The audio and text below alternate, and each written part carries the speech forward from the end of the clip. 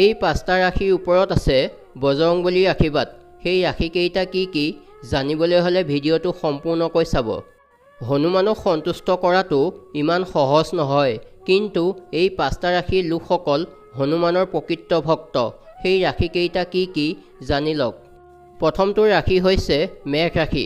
মেঘ ৰাশিৰ লোকসকল বজৰংবলীৰ প্ৰকৃত ভক্ত। মেঘ ৰাশি হৈছে মংগল গ্ৰহৰ ৰাশি চিহ্ন, অৰ্থাৎ এই ৰাশিৰ প্ৰভু হৈছে মংগল গ্ৰহ। এই লোকসকল অতি সংবেদনশীল আৰু নিৰ্ভীক। ইয়াৰ বাবে এই ৰাশিৰ লোকসকলে হনুমানজীক বহুত বিশ্বাস কৰে আৰু প্ৰতিটো কাম দৃঢ়তাৰে কৰে।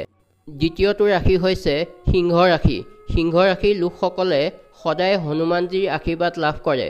এই ৰাশিচক্ৰৰ মানুহে হনুমানজীক সম্পূৰ্ণ হৃদয় আৰু শ্ৰদ্ধাৰে উপাসনা কৰে আৰু তেওঁলোকে হনুমানজীৰ আশীৰ্বাদ লাভ কৰে। তৃতীয়টো ৰাশি হৈছে বৃশ্চিক ৰাশি। বৃশ্চিক ৰাশিৰ লোকসকল হনুমানৰ প্ৰকৃত ভক্ত। এই ৰাশিৰ প্ৰভু হৈছে মংগল গ্ৰহ। তেওঁ গৌৰৱ হনুমানৰ দৰে।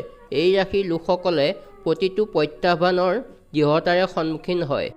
এই ৰাশিৰ লোকসকল হনুমানৰ চূড়ান্ত ভক্ত আৰু তেওঁলোকে হনুমানজীৰ আশীৰ্বাদ লাভ কৰে। চতুৰ্থটো ৰাশি হৈছে ধনু ৰাশি। ধনু ৰাশিৰ লোকসকল হনুমানৰ প্ৰকৃত ভক্ত। এই ৰাশিৰ প্ৰভু হৈছে গুৰুদেৱ বৃহস্পতি। এই ৰাশিচক্ৰৰ লোকসকলৰ জ্ঞান বহুত বেছি আৰু তেওঁলোক হনুমানৰ দৰে বুদ্ধিমান।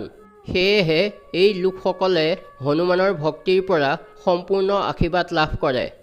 পঞ্চমটো ৰাশি হৈছে মকৰ ৰাশি। মকৰ ৰাশিৰ লোকসকলৰ হনুমানৰ প্ৰতি প্ৰকৃত ভক্তি আছে। এই ৰাশিৰ মানুহে তেওঁলোকৰ প্ৰতিটো কাম প্ৰকৃত আত্মাৰ সৈতে লিখিছে।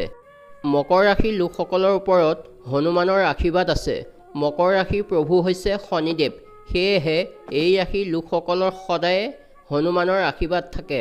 ধন্যবাদ।